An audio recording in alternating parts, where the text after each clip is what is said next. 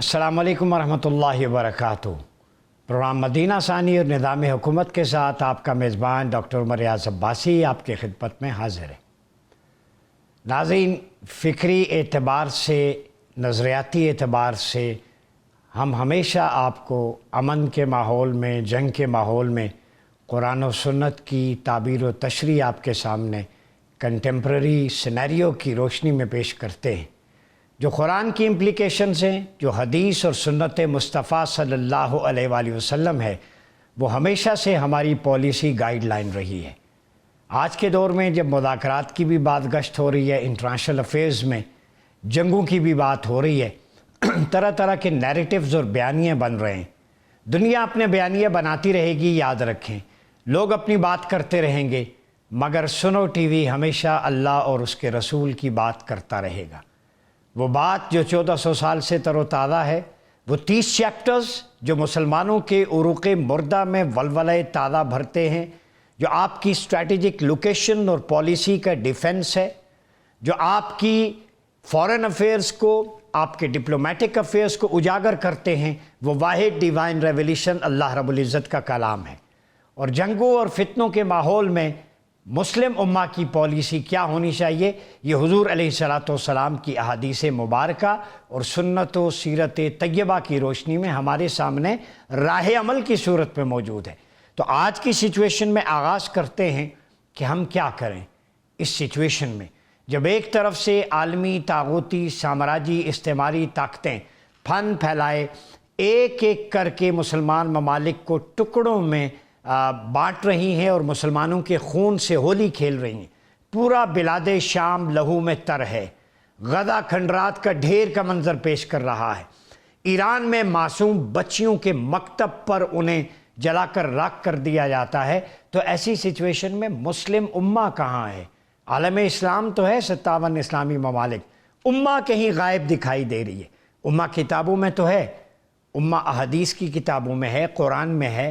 कुरान ने हमें उम्मा कहा, वसम्माकुमुल मुस्लिमीन, कुरान ने हमारी पहचान मुसलमान की है। आज मुसलमान दब गया, फ़िरके सामने आ गए। आज उम्मत धुंधली नज़र आती है, नेशन स्टेट सामने नज़र आ गई। इसका मतलब है कि हमने अल्लाह के वादे को भुला दिया।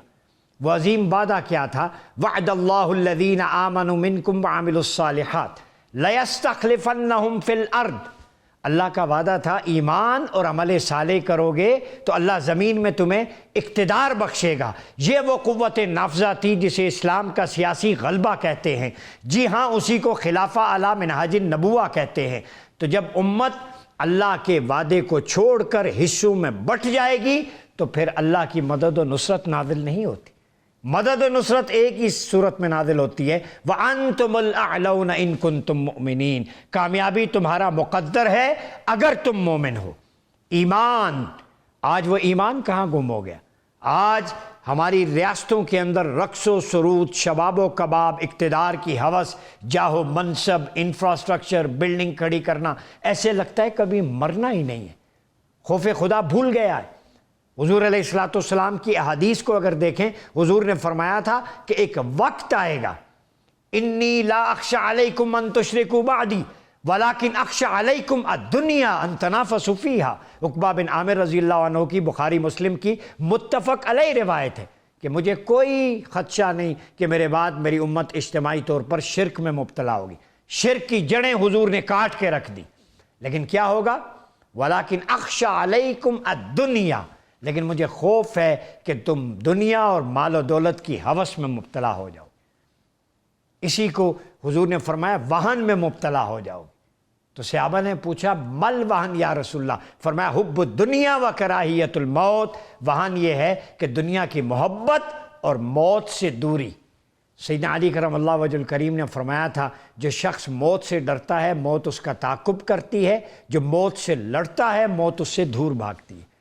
आज मुसलमान वअद्दू लहुम मिन मस्तताअतुम मिन कुव्वा असलहा तुरहिबूना बिही अदुव्वल्लाहि व अदुव्वकुम, अपने और अल्लाह के दुश्मनों पर रोब तारी करने के बजाय आज अरब ममालिक अपनी इंफ्रास्ट्रक्चर, बिल्डिंग, बुर्ज खलीफा बनाते रहे। एक पाकिस्तान है जो बुनियान मरसूस के ज़रिए, एटमी असासों के ज़रिए अल्लाह के दुश्मनों पर रोब डाल रहा है, हिंदुत्वा पे, सहूनियत पे। تو آج مذاکرات کی بات گشت ہے، یہ مڈل ایسٹ کا قضیہ اینڈ آف ٹائم کی احادیث کی پریڈکشن کی روشنی میں کدھر جائے گا؟ کیا مذاکرات ایک دھوکہ ہے یا واقعی مذاکرات ہوں گے؟ اگر ہوں گے اور پاکستان اس میں میڈیٹر ہے تو سمجھ لیں کہ مغرب سے قیادت شفٹ ہو کر مشرق میں آ رہی ہے، یہ قیادت کا سورج مشرق سے طلوع ہونے کو ہے۔ ان سارے ایشوز پہ بات کرنے کے لیے ہمارے ساتھ موجود ہیں چیئرمین تحریک جوانان پاکستان جناب عبداللہ حمید گل صاحب۔ بہت شکریہ عبداللہ بھائی آپ کی آمد کا۔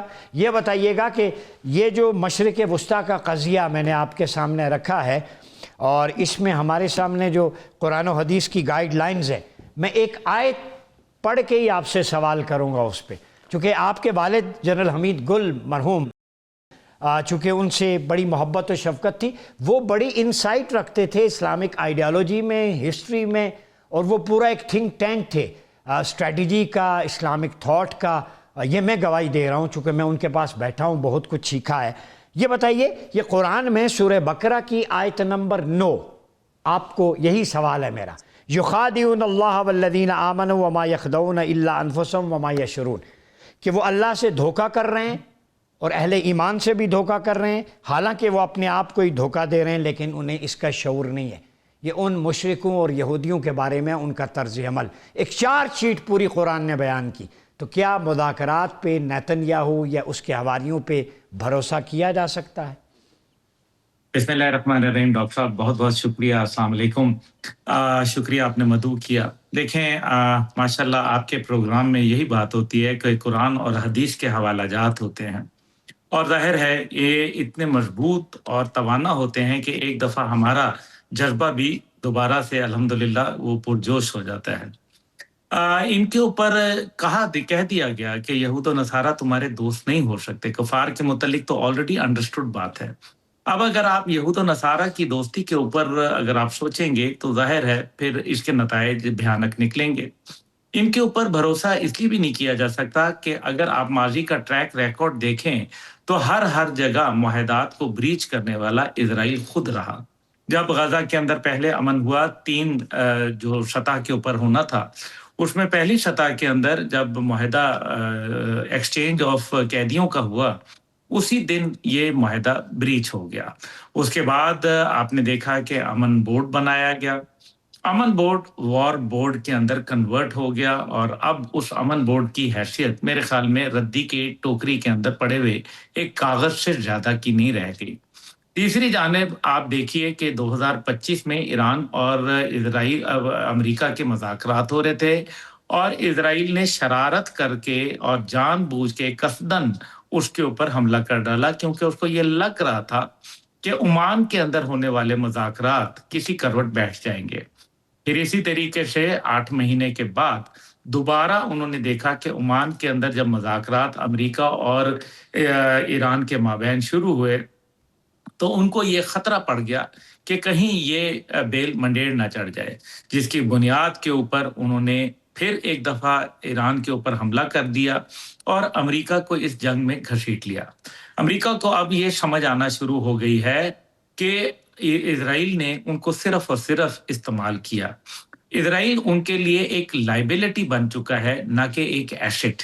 ایک زمانے میں وہ ان کے لیے ایسٹ تھا، لیکن آج پوری دنیا میں امریکہ سفارتی تنہائی کا شکار ہوا۔ آج اس کی ساکھ بری طریقے سے مجروح ہوئی۔ آج اس کی جو خارجہ پالیسی تھی اس کے تار ہو گئی۔ اس نے دنیا کے اندر ڈیوائیڈ کر دیا اور پوری دنیا کی معیشت کو پھانسی کا پھندا پہنا دیا، اور ساتھ ہی ساتھ جو مشرق وسطیٰ جہاں سے امریکہ کے لیے ایک بڑی تجارتی منڈی موجود تھی، آج وہ سمٹ کر یہ سوچنے پہ مجبور ہو گئی کہ جن لوگوں کو ہم نے اپنا نگہبان سمجھا تھا وہ تو ہمارے لیے راہزن نکلے بجائے اس کے کہ وہ ہمارے لیے رہبر نکلتے۔ اس لیے آج دنیا تبدیل ہو رہی ہے۔ جو پرانا ورلڈ آرڈر جس کو جارج ڈبلیو بش جونیئر نے ایک صلیبی جنگ بھی کہا تھا، اور اس کے بعد ایک نیا ورلڈ آرڈر سامنے لے کے آیا تھا، وہ ورلڈ آرڈر تو ڈس آرڈر میں تبدیل ہو گیا۔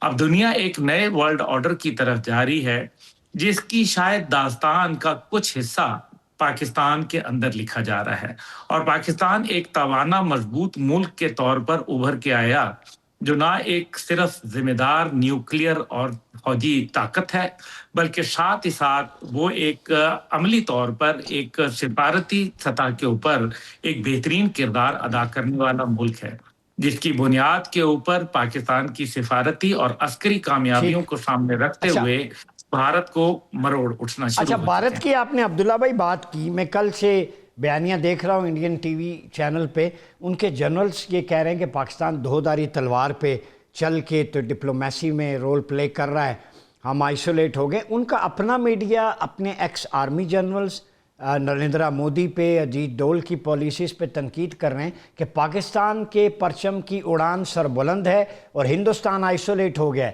تو گھر سے گھر کا بھیدی لنکا ڈھائے، اس کو کیسے پاکستان کی فتح کو آپ دیکھتے ہیں ڈپلومیسی پہ؟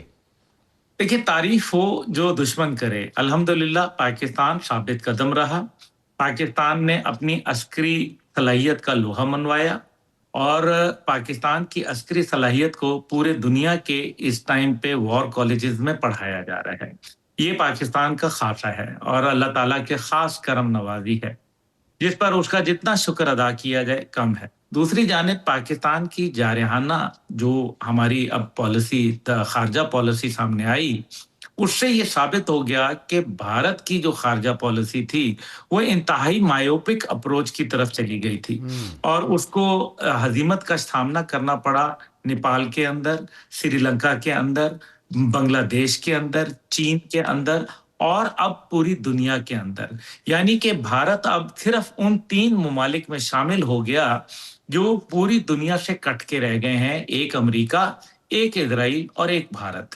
اور یہ بھارت نے جو اپنی ایک آزاد خارجہ پالیسی، جس کا وہ بڑا ایک پرائیڈ لیا کرتے تھے، آج سونیا گاندھی اور راہل گاندھی یہ لکھنے اور کہنے پر مجبور ہو چکے ہیں، اور بھارت کا ہر آدمی جو اس ٹائم پہ چاہے تو وہ ان کی اپوزیشن سے جڑا ہے، یا ایون حکومت کے اندر لوگ بھارت کی پالیسی کو کریٹیسائز کر رہے ہیں اور کہہ رہے ہیں کہ آپ نے آزاد خارجہ پالیسی سے غلام خارجہ پالیسی بنا دی، اور آپ نے امریکہ کی غلامی کے اندر نہ صرف روس سے سستا تیل جو $15 سے $25 تک آپ کو سستا ملتا تھا ارزاں نرخوں کے اوپر اور ڈیفرڈ پیمنٹس کے اوپر، آج آپ نے وہ منڈی اپنے لوز کر دی. ایران کو آپ نے اپنا دشمن بنا دیا، اور اسرائیل اور امریکہ کے ساتھ جا کے کھڑے ہو گئے ایران کے خلاف.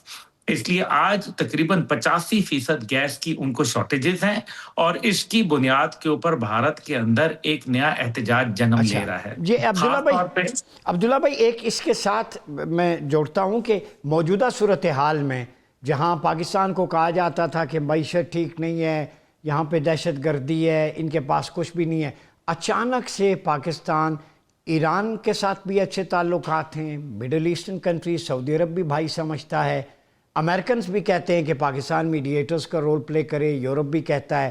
ایک دم سے عالمی سطح پر، عالمی افق میں، لیڈرشپ میں دنیا کے جو پرائم منسٹر پریزیڈنٹس ہیں، پاکستان پاکستان پاکستان ہو رہی ہے. یہ کوئی خاص وجہ ہے؟ اللہ کا کرم تو ہے ہی ہے. تو یہ بتائیں کہ جو بالکل ہندوستان کی معیشت، اتنی بڑی منڈی، سب کچھ پیچھے رہ گیا، یہ پاکستان نکھر کے سامنے کیسے آیا ہے؟ دیکھیں، سورج کو بہت سارے بادلوں کے اندر جو کہ جھوٹ کے بادل تھے اور بھارت کی طرف سے یہ عائد بادل تھے، یہ اب مارکہ حق کے بعد چھٹ کے سامنے آ گئے اور بنیانوں محسوس ہوا، کیونکہ ہم نے کٹھے ہو کے شیشہ پلائی دیوار بن گئے. اب اس کے نتیجے کے اندر یہ ہوا کہ جو دنیا بھارت کے چشمے سے دیکھ رہی تھی پاکستان کو، جو کہ ایک ایپی سینٹر آف ٹیررزم کے طور پر پیش کیا جا رہا تھا، آج پاکستان ایپی سینٹر آف پیس کے حوالے سے سامنے نکھر کے آیا. آج عرب دنیا، آج چاہے مغرب، چاہے وہ ایسٹ ہو یا ویسٹ، وہ پاکستان کی صلاحیتوں کا گرویدہ ہو رہا ہے اور پاکستان کے مثبت کردار کو وہ جانچ رہا ہے.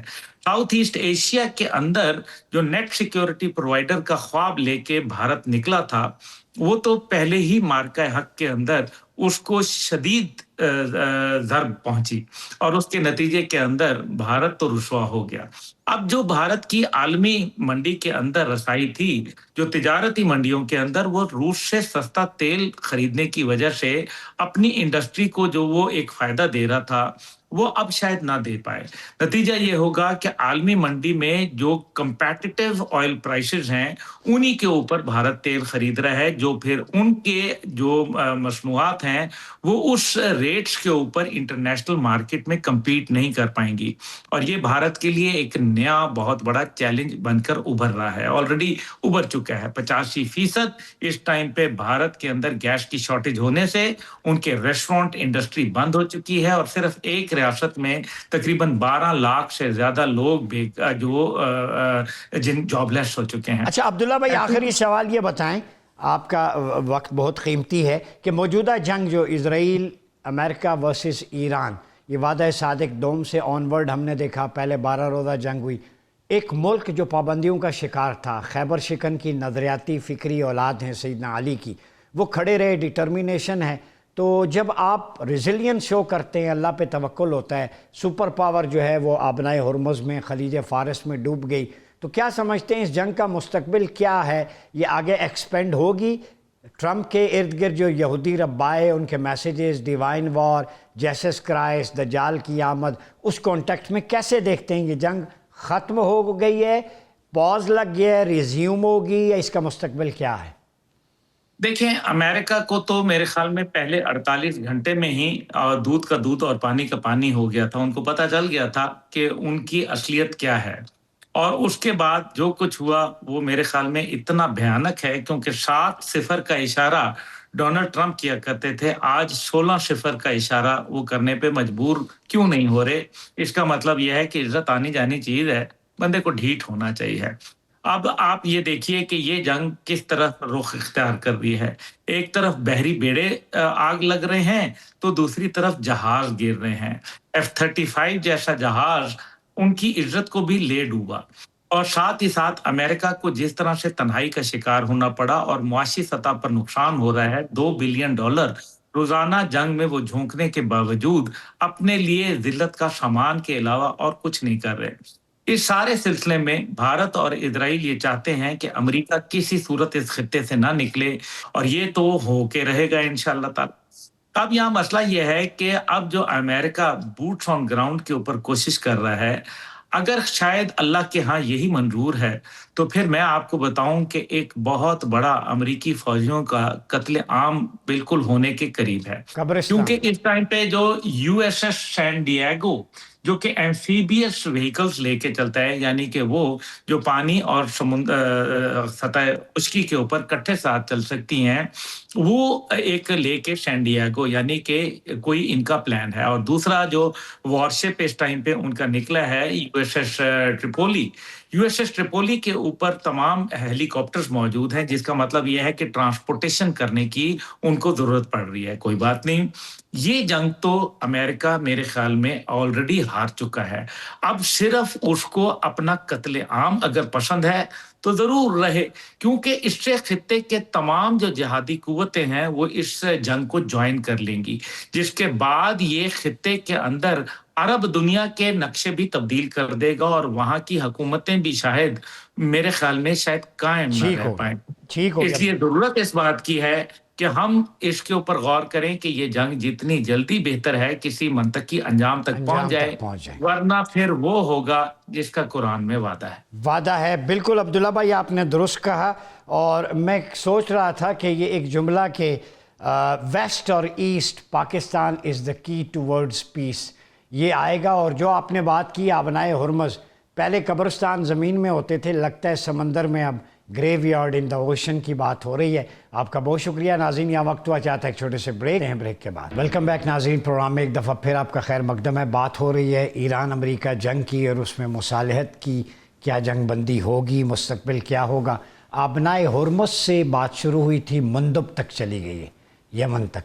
तो इन सारे इश्यूज़ को कवर करने के लिए हमारे साथ मौजूद है ایئر کوموڈور ریٹائرڈ خالد چشتی صاحب، دفاعی تجزیہ کار، بہت شکریہ سر آپ کی آمد کا. اور ہمیں جوائن کیا ہے ایران سے سینئر صحافی ڈاکٹر صالح بہشتی. ڈاکٹر صاحب آپ کا بھی بہت شکریہ.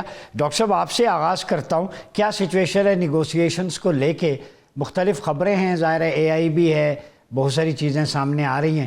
تو پہلے ہرمز اسٹریٹ اور باب المندب کے حوالے سے اپڈیٹ کریں اور بتائیں ایران کی اب تک کی لیٹسٹ انٹینشنز کیا ہیں. جی بسم اللہ الرحمن الرحیم. دیکھیں ہرمز اسٹریٹ تو ایران کے پاس ایک کارڈ تھا شروع سے ہی، لیکن کچھ وجوہات کے بنا پر شاید ایران اس کارڈ کو یوز نہیں کر رہا تھا، یا ایران کو یوں کہیں کہ وہ موقع نہیں ملا تھا اس کارڈ کو استعمال کرنے کا، جو ایران نے ایک بہت اچھے موقع پر اس کو استعمال کیا. اور اس وقت ہرمز ایران کے مکمل کنٹرول میں، اور ایران کی جو میڈیا ہے، خاص طور پر سپاہ پاسدار کے جو اسپوک پرسنز ہیں اور ایران کے جو حکومتی جو اسپوک پرسنز ہیں، وہ بار بار یہ کہہ رہے ہیں کہ ہم نے ابھی بند نہیں کیا، کنٹرول کر رکھا ہوا ہے اسٹریٹ آف ہرمز کو.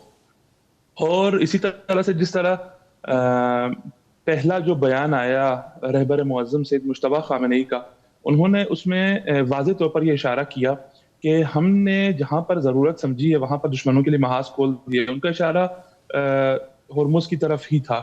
اور اس کے بعد انہوں نے یہ بھی اضافہ کیا کہ اگر ہمیں ضرورت محسوس ہوگی تو ہم نئے محاذ بھی دشمن کے لیے کھول سکتے ہیں. تو ظاہر ہے سب کو معلوم ہے کہ ان کا اشارہ جو ہے کس طرف ہے، وہ باب المندب کی طرف ہی اشارہ کر رہے تھے. اور حوثی بھی بار بار ایران کو بھی یہ یقین دہانی کرا رہے ہیں کہ ہم تیار ہیں، آمادہ ہیں.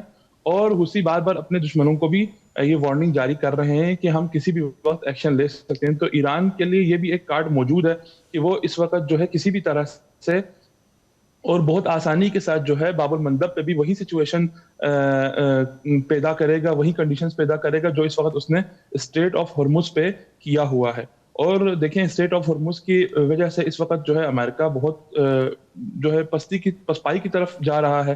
اور کیونکہ اس طرح سے ایک تو وہ جو راکٹس کی جو ادلا بدلی تھی کہ یہاں سے ایران جو ہے $70,000 والے راکٹ بھیج رہا ہے، اور وہاں سے جو ڈیفنس کے لیے $4 ملین والے راکٹ آ رہے ہیں، اس طرح کی جو اکانومک کانسیکوینسز تھی وہ تو ایک الگ اسرائیل اور امریکہ کو فیس کرنی پڑ رہی تھی. اس کے اوپر جو ہے اب اسٹریٹ آف ہرمز کا بھی جو مشکل ہے، جو پوری دنیا کو ایک طرح سے اکانومیکل کنڈیشن میں لے کے گیا، تو ظاہر ایک چیلنجنگ ہے. میں آتا ہوں آپ کی طرف. ارے چشتی صاحب یہ بتائیے کیسے دیکھتے ہیں ابھی نیگوسیشنز کی، میڈیشن کی بات ہو رہی ہیں اور اسلام آباد کو ایک سینٹر کے طور پہ پیش کیا جا رہا ہے پاکستانی لیڈرشپ کو. تو آپ کیا دیکھتے ہیں کہ اعتماد کا فقدان ہوگا؟ کوئی اعتبار کرے گا نیتن یاہو اور ٹرمپ پہ؟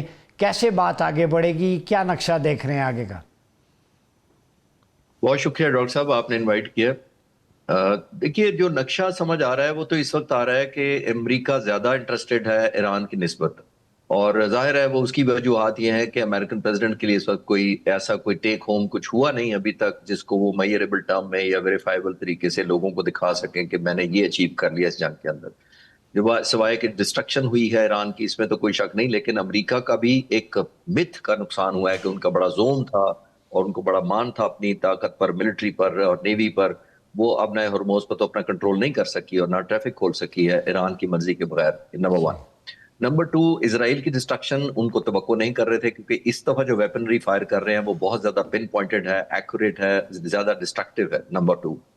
نمبر 3، اسٹریٹ آف ہرمز آپ نے بات کر لی ہے کہ وہ تو آلموسٹ ان کو مینیجبل نہیں ہے، جس کی وجہ سے پریزیڈنٹ ٹرمپ پر انڈائریکٹلی پریشر بہت زیادہ بلڈ ہو رہا ہے ملک دنیا کی اکانومی، صرف اس ریجن کی نہیں پوری دنیا کی اکانومی فیکٹری. نمبر 4، جو مڈل ایسٹ کے ممالک پر حملے ہوئے ہیں وہ انٹرنل پریشر ان لیڈرشپ پر بھی بہت ہے، ان لیڈرز کا پریزیڈنٹ ٹرمپ پر بھی ہوگا کہ ہم نے ٹیک ہوم کیا کیا، ہماری تو دشمنی تھی کوئی. تو ان سارے سرکمسٹانسز میں پریزیڈنٹ ٹرمپ اگر بات چیت کرنا چاہتے ہیں، وکٹری سپیچ اب وہ نہیں کر سکیں گے. ویسے تو وہ امریکہ کے سپر پاور کے صدر ہے، کچھ بھی کر سکتے ہیں، لیکن ریئل ٹرم میں نہیں ہو رہی. دوسرا جس طرف آپ اشارہ کر رہے ہیں، یہ پاکستان کے لیے بہت بڑا پرائیڈ ہے، میٹر آف آنر ہے کہ اگر تمام فریقین پاکستان کو اس قابل سمجھیں اور ایک ٹرسٹ کریں. لیکن پاکستان کوالیفائی ضرور کرتا ہے اس لیے کہ ہم نے ایران کے ساتھ بہت اچھے تعلقات رکھے ہیں. پریزیڈنٹ ٹرمپ کا ہماری لیڈرشپ پر، ملٹری اور سیاسی لیڈرشپ پر بہت اعتبار ہے، اور پلس مڈل ایسٹ اور خاص طور پر سعودی عرب کے جو ممالک ہیں، جیسے ممالک ہیں، ان کو ہمارا بہت کمفرٹ لیول ہے. تو آئی تھنک ہم ایک نیچرل چوائس بنتے ہیں نیگوسیشن کے لیے، کیونکہ ہماری ایک فلیکسیبلٹی ساری طرف ہے.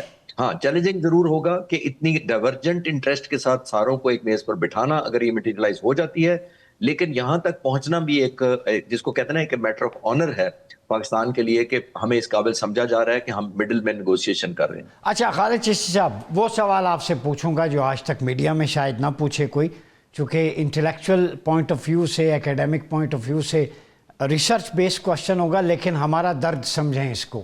وہ یہ کہ امریکن اڈے گلف کنٹریز میں، یعنی آپ اپنی حفاظت کے لیے امریکہ کو، اسرائیل کو، یو اے کی ٹائز بھی ہیں اسرائیل کے ساتھ، ان کی بجائے کیا مسلمان ممالک اپنی ایک مشترکہ خارجہ اور دفاعی پالیسی نہیں اپنائیں کہ گلف کنٹریز کی حفاظت کا ذمہ مسلمان ممالک کے تھرو، یعنی ترکیہ ہو، پاکستان ہو، یہ اس کی حفاظت کا ذمہ لے لیں بجائے امریکہ کے؟ کیا یہ فیزیبل یا پاسبل ہے؟ OIC یا نیا پلیٹ فارم یا کوئی اس طرح کی فائنڈنگ سامنے آئیں تاکہ یہ قضیہ جو مسلمانوں کو آپس میں سیکٹیرین ڈویژن پہ لڑانے کا ہے وہ بھی ختم ہو جائے؟ بہت اچھا سوال بھی آپ کا، تھاٹ بھی بہت اچھا ہے. صرف ایشو یہ ہے کہ جو سٹیک ہولڈرز ہیں وہ کر پائیں گے. یہ وش لسٹ تو بہت اچھی ہے، ہم سارے چاہتے ہیں، اور شاید وہ خود بھی چاہتے ہیں مڈل ایسٹ کے ممالک کہ ہم ایسا کوئی الائنس بنائیں کہ ہم اپنا ڈیفینس کر سکیں، ہم نے ایک دوسرے پر ڈیپینڈنسی کریں. لیکن جتنے سٹیکس امریکہ کے ساتھ ہمارے مڈل ایسٹ کے دوستوں کے ہیں وہ کر پائیں گے. اگر وہ کر پائیں گے تو اس سے آئیڈیل کیا سرکمسٹانسز ہوگی؟ تو میں نے پہلے ہی کہہ دیا کہ یہ وش لسٹ ہونی چاہیے تمام مسلمان ممالک کی، کہ بجائے ہم 12,000 کلومیٹر دور ایک امریکہ کے پر ڈیپینڈنٹ ہوں، وہ بیسز اپنے بنائے. اور وہ بیسز جو اتنے عرصے سے 30-40 سالوں سے ظاہر ہے افورڈ بھی کر رہے تھے یہی ہمارے مڈل ایسٹ دوست، جو یہ سمجھتے تھے کہ یہ ایسٹ ہیں، وہ ایسٹ کی بجائے لائبلٹی ثابت ہوئے ہیں زیادہ. اور آبویسلی بجائے اس کے کہ وہ یہاں سے کچھ ان کو فائدہ دیتے، الٹا ان کا ہونا امریکہ کا ان کے ملکوں میں نقصان کا باعث بنا ہے. تو آئی تھنک چاہے وہ ڈیسیژن کر پائیں یا نہ پائے، آئی ایم شیور ریئلائزیشن بہت ضرور ہوئی ہوگی ان ملکوں کو کہ آئندہ وے فارورڈ یہ ہے جو آپ کہہ رہے ہیں، ہائیلی ریکمینڈڈ، ہائیلی وشفل، اور تمام دعائیں بھی کہ ہمارے تمام دوستوں کو یہ سمجھ بوجھ اللہ تعالیٰ دے اور یہ وہ جنگل سے نکل سکیں کہ باہر کی ایکسٹرا ریجنل فورسز آ کر یہاں پہ مینج کریں، اور وہ مینج کریں گی تو اپنے انٹرسٹ میں مینج کریں گی، ہماری انٹرسٹ میں تو آپ نے دیکھ لیا کوئی مینج. خالد چشتی صاحب، پاکستان کی لیڈرشپ اس وقت ڈپلومیسی میں انڈیا بھی مان رہا ہے، عالمی افق پہ ہے، تو ہماری لیڈرشپ میں تو وہ کیپیسٹی ہے، کوالٹیٹیو کیپٹل برین ہے ہمارے پاس کہ ہم یہ کر سکیں. یہ بتائیں کہ پاکستان آفر دے سکتا ہے؟ ہمارے پاس اتنی ملٹری کیپیسٹی ہے کہ گلف کنٹریز کو آفر کریں کہ آپ کا ڈیفنس ہم کریں گے، اور economic cooperation with in the Islamic countries who, مسلمان ممالک عالم اسلام سے نکل کر ایک امہ بھی بن سکیں؟ دیکھیں ڈاکٹر صاحب، وہ تو تب ہوگا نا کہ ہماری کیپیسٹی بھی تو وہ بلڈ کرے نا. جیسے امریکہ کو انہوں نے اتنا کچھ فیسیلیٹیشن دی، اتنی افورڈیبلٹی کرتے ہیں، اتنا فنڈ اس کے لیے اویلیبل کرتے ہیں، اتنا سٹاک پائل ظاہر ہے امریکہ کو انہوں نے خریدا ہوا ہے، وہ آیا اتنی سپینڈنگ پاکستان پر بھی کریں گے. صرف کہنے سے تو ہم ڈیفینڈ نہیں کرتے، یہ میرا اپنا خیال ہے، میں پالیسی میکر تو نہیں ہوں، لیکن میں as a student of strategy یا اینالسٹ عرض کرتا ہوں کہ ان کو پھر وہ ایلیمنٹ آف ٹرسٹ یا ایلیمنٹ آف جس کو کہتے ہیں نا ڈیولپمنٹل اسٹریٹجی بھی ساتھ ہونی چاہیے نا، کہ ہمیں ڈیولپمنٹ کریں گے.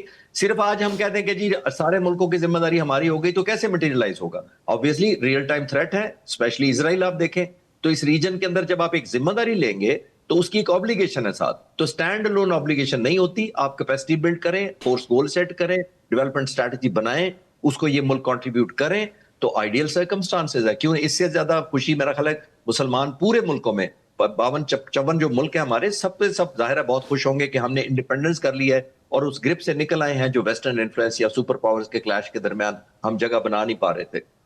گفتگو کا سلسلہ جاری ہے، وقت ہوا چاہتا ہے ایک چھوٹے سے بریک کا، ملتے ہیں بریک کے بعد. ویلکم بیک ناظرین، پروگرام میں ایک دفعہ پھر آپ کا خیر مقدم ہے. افضل رضا صاحب، یہ بتائیے گا، ڈونلڈ ٹرمپ نے یہ بھی کہا ڈیل کا وقت گزر رہا ہے، تو امریکہ بالکل گھٹنوں کے بل آ گیا ہے، تو آپ سمجھتے ہیں ایران کی تو اپنی شرائط ہیں، کنڈیشنز ہیں، جائز بھی ہیں، لیجیٹیمیٹ ہیں، تو یہ قضیہ کس طرف جاتا دکھائی دے رہا ہے آپ کو؟ بسم اللہ الرحمن الرحیم. ڈاکٹر صاحب تھینک یو سو مچ. دیکھیں، سب سے پہلے ہمیں اس ریجن میں اس بات کو سمجھتے ہیں کہ روٹ کاز کیا ہے. آج کل اگر یہ چیلنجز آ گئی ہے ریجنل کنٹریز میں، نیبرنگ کنٹریز میں، انٹرنیشنل اکنامک سچویشن میں، اس کے روٹ کاز کیا ہے؟ Root cause is very simple. Israel نے ایک بار پھر امریکی صدر کو، خصوصاً اس موجودہ احمق صدر کو، اس کو ٹریپ کرنے میں کامیاب ہوا اور ایران پر ایک بار پھر ایک طرف جنگ مسلط کر دی. اور جب دنیا کو اس روٹ کاز کا پتہ چل جائے تو اس ریئلائزیشن پر پہنچ جائیں گے کہ it is not about Iran. آپ ایران کو ڈکٹیٹ نہیں کر سکتے. آپ سو کال 15 پوائنٹس ایجنڈا دے کے اور اپنے حلیف ممالک کو استعمال کرتے ہوئے ایران کے دوست ممالک اور نیبرنگ کنٹریز کو پریشرائز کریں گے کہ آپ نے منوانا ہے ایران سے، تو ایران تو ایکسپیرینس لے لیا ہے۔ آپ نے 12 روزہ جنگ میں بھی جب آپ نے دیکھا اسرائیل کو صحیح طرح مار پڑ رہی ہے، آپ نے 11ویں دن آ کے نام نہاد جوہری انسٹالیشن پر آپ نے جارحیت کر کے اس کا جواب کو آپ کو ملا، اس کے بعد آپ نے سیز فائر کا اعلان کیا، اور آپ نے ایک بار پھر انٹرنیشنل رولز کی دھجیاں اڑاتے ہوئے ایک بار پھر مذاکرات کے پریٹیکسٹ میں آپ ایران پر حملہ کیا۔ اب میں سمجھتا ہوں اس وقت جو بڑا اسلامی ممالک ہے، خصوصاً اسلامی جمہوریہ پاکستان جس کے بڑے اچھے تعلقات ہیں ایران کے ساتھ، اور بہت ہی سنبھل کے اس کو، نہ صرف آج کل کی بات ہے بلکہ پاکستان 1980 سے جب ایران اور یو ایس کے درمیان تمام رابطے منقطع ہوئے، اور یہ پاکستان ہے جو آج بھی واشنگٹن میں، پاکستان ایمبیسی واشنگٹن میں ایک ایسا دفتر ہے جہاں پہ ایرانی انٹرسٹ کو دیکھا جاتا ہے، جس طرح تہران میں سوئٹزرلینڈ ایمبیسی میں امریکی مفادات کو دیکھنے کی ذمہ داری ہے، واشنگٹن میں پاکستان ایمبیسی اس کو لک آفٹر کرتا ہے، اور اس کا یہی بات ہے کہ پاکستان سنسیئر ایفرٹ کر رہا ہے۔ لیکن پاکستان جس طرح ایک نیک نیتی کے ساتھ یہ کاوشیں کر رہے ہیں، ان کو بھی یہ ہوشیار رہنا ہوگا کہ امریکی انتظامیہ خصوصاً اسرائیل وہ ہمیشہ سے دھوکہ دیتے آ رہے ہیں۔ یہ بات کو مت بھولیے گا، اگر اسرائیل اور امریکہ کی جارحیت جاری ہے، یہ صرف ایران کے لیے نقصان نہیں ہے، وہ ان ممالک کے لیے ہے ریجن میں جنہوں نے نام نہاد ابراہم ایکارڈ پہ سائن کر کے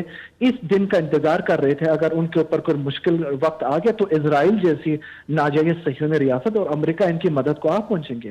آپ ڈیفینیٹلی دیکھ رہے ہیں کہ امریکہ کے پہلے سے لے کے آخر تک پرائورٹی ڈیفنس ٹو اسرائیل ہے۔ بلینز آف ڈالر امریکہ نے اس اسلامی برادر ممالک کی سرزمین میں استعمال کرتے ہوئے بیسس بنا دی ہے۔ کیا آج امریکہ ان کی ہیلپ کے لیے آ گیا؟ نہ صرف ان کی مدد کو نہیں آیا بلکہ ان کی سرزمین میں لگے ہوئے انٹرسپٹرز ڈیفنس جو کیپیبلٹیز اس کو اٹھا کے مقبوضہ علاقوں میں لے کے آئیں تاکہ اسرائیل کی جو کمی پیشی ہے اس کو پورا کیا جائے۔ ڈاکٹر بہشتی صاحب آپ کی طرف آؤں گا، آپ کیا دیکھتے ہیں، کیا مذاکرات ہوں گے؟ ایران میں کیا فضا ہے؟ شرائط تو وہی ظاہر ہے ہمارے سامنے ہیں، آپ کیسے دیکھتے ہیں؟ میں عرض کر رہا تھا کہ اگر آپ جو گزرے ہوئے چیزوں کو بھی دیکھیں نا، چونکہ جس طرح بھی افضل رضا صاحب نے مینشن کیا کہ 2 دفعہ مذاکرات کے ٹیبل پہ ہوتے ہوئے جب حملے ہو رہے ہیں، تو آپ مجھے بتائیں کہ کس طرح سے وہ ٹرسٹ دوبارہ بلڈ ہوگا؟ یہاں پہ تو ایک بہت بڑا جو ہے ٹرسٹ ڈیفیسٹ نظر آ رہا ہے۔ اور دوسرا یہ کہ جو ملک میانجی کری کر رہا ہے، جو ثالثی کا کردار ادا کر رہا ہے، اب اس میں پاکستان کا بھی نام آ رہا ہے، آذربائیجان کا بھی نام آ رہا ہے، ترکی کا بھی نام آ رہا ہے، اور کچھ ہمسائے ممالک کا بھی نام آ رہا ہے کہ جو اس کوشش میں لگے ہوئے ہیں کہ یہ جو ہے ایک سیز فائر کی طرف چلا جائے اور ٹیبل ٹاک ہو جائیں۔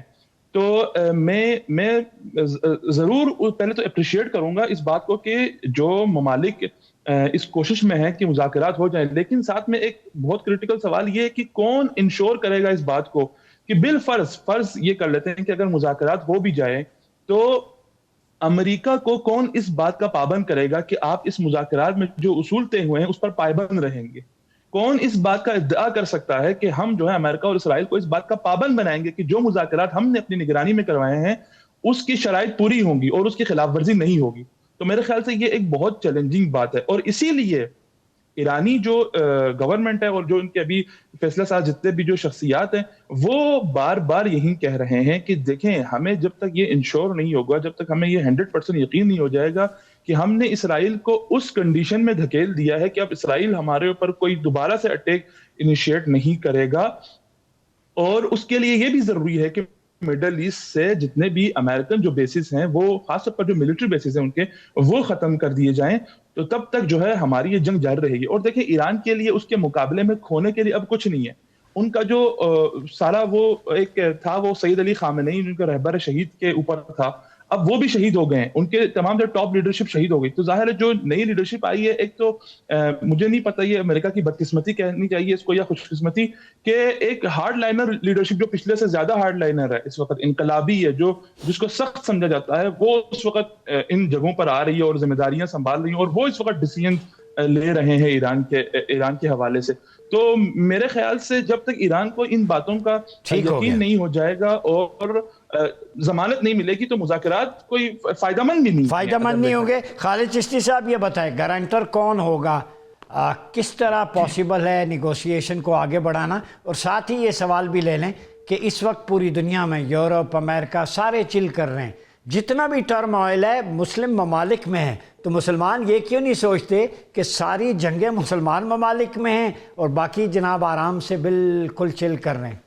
پریزیڈنٹ ٹرمپ کی تو گارنٹی شاید کوئی امریکہ میں سے بھی کوئی نہ دے سکے یا روس اور چین بھی نہ دے سکے، کیونکہ انہوں نے تو وہی کرنا ہے جو ان کو سمجھتے ہیں کہ وہ ٹھیک ہے، اور آبویسلی پاکستان کی پوزیشن بڑی چیلنجنگ ہوگی یہ کنونس کرنے میں، اور آبویسلی ایران کو ایک ایلیمنٹ آف ایشورٹی دلوانے میں پریزیڈنٹ ٹرمپ کی۔ اور سب سے زیادہ جو لیجٹمیٹ مجھے ایران کی ڈیمانڈ ان پوری ڈیمانڈ میں لگی ہے، وہ یہی کہہ رہے ہیں کہ ڈگری آف ایشورنس ہمیں ویریفائبل ہونی چاہیے کہ یہ ہم پر دوبارہ چڑھ نہیں دوڑیں گے۔ آپ نے جون میں دیکھا 2025 میں جب حملہ کر کے واپس گیا امریکہ، تو انہوں نے کہا کہ ہم نے کئی دہائیاں پیچھے دھکیل دیا ایرانی ویپن سسٹم پروگرام کو اور نیوکلیر انریچمنٹ پروگرام کو، تو 5-6 مہینے کے بعد امریکہ واپس آ گیا۔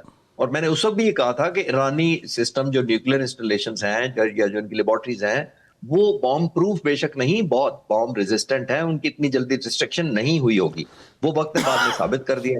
اور اب کیا گارنٹی ہے کہ اب پریزیڈنٹ ٹرمپ دہائیاں کہتے ہوئے 6 مہینے بعد واپس آ گئے، اور اگر ابھی چلے بھی جاتے ہیں تو ایرانی گورنمنٹ بالکل لیجٹمیٹ ہے اور بالکل جسٹیفائڈ ہے یہ کہنے میں کہ یہ کیا گارنٹی ہوگی کہ 6 مہینے سال بعد وہ دوبارہ کہیں، یا چلے پریزیڈنٹ ٹرمپ نہیں بھی کرتے تو اگلا صدر آ کے کہہ دے کہ جناب مجھے شک پھر پڑ گیا، ہم پھر دوڑے آ رہے ہیں دوبارہ پر حملہ کرنے کے لیے۔ تو آئی تھنک ایک کریڈیبل چاہیے، پاکستان کو اور ملکوں کو بھی شامل کر کے اس ایگریمنٹ میں سٹیک ہولڈر بنانا چاہیے۔ ترکی ہو سکتا ہے، چین، روس ہو سکتا ہے، بے شک یہ تو آنر کی بات ہے کہ پاکستان میں میڈیشن ہو، لیکن گارنٹیئرز تو میرا خیال ہے اور زیادہ ہونے چاہیے جو امریکہ کے لیے بھی میٹر کرتے ہوں۔ ٹھیک ہو گیا۔ اچھا، یہ جو میں نے پوچھا تھا کہ جنگیں ساری مسلمان ممالک میں ہیں، باقی چل کر رہے ہیں، تو یہ لمحہ فکریہ نہیں ہے مسلمانوں کے لیے؟ کیا وجہ ہے؟ یہ تو پہلا جو میں نے عرض کیا تھا، جو آپ کہہ رہے تھے کہ مسلمان ملکوں کو مل کر کوئی نیٹو یا اس طرح کی کوئی فورس بنانی چاہیے، تو یہ ایلیمنٹ آف سیکورٹی اسی لیے ہے کہ ہم نے دوسروں کو یہ اختیارات دے دیے ہوئے کہ ہمارے ملک میں بھی آئیں، ہمارے ملک میں وہ کاروبار بھی کریں، ایئر بیسز بھی بنائیں۔ مسلمان ملکوں کی میں اوور آل بات کر رہا ہوں، میں کسی پرٹیکولر ملک کی بات نہیں کر رہا۔ تو جب ہم نے یہ کیا ہوا ہے تو ظاہر ہے اس کی پھر قیمت یہی دینی پڑ رہی ہے کہ ایلیمنٹ آف سیکورٹی آج ہے، جب ضرورت پڑی ہے تو وہی ملک جو سمجھ رہے تھے کہ ایشورڈ ہے ہمارا سیفٹی یا پروٹیکشن، وہ انفارچونیٹلی اپنے آپ کو اتنا سیکیور نہیں کر پا رہے۔ اچھا، سیز فائر نہ ہوا تو کتنی قیمت اور چکانی پڑے گی؟ کتنی لاشیں اسرائیل گرائے گا امریکہ؟ یہ تو دونوں طرف نقصان ہو رہا ہے نا، صرف ہیومن لاسز زیادہ ایران کے ہو رہے ہیں، اس میں تو کوئی شک نہیں ہے، لیکن جو پروہیبٹیو کاسٹ ایران امپوز کر رہا ہے اسرائیل پر، وہ بھی شاید زیادہ دیر سسٹین اس لیے نہ کر پائے کہ ان کے لوگوں کو تو یہ پتہ ہی نہیں تھا کہ یہ اس طرح کی ڈسٹرکشن کاز کیسے کرتی ہے۔ 2.5 سال سے وہ غزہ کے پر بمباری کر رہے ہیں، لیکن انہوں نے کبھی خود ریلائز کیا تھا کہ ہمارے پر بھی اس طرح کے بام گریں گے تو کیسا محسوس ہوتا ہے؟ جب یتیم بچے ہو جاتے ہیں تو کیسا لگتا ہے، اور نہتی عورتوں کو قتل کیا جاتا ہے جب بمباری سے تو کیا ہوتا ہے؟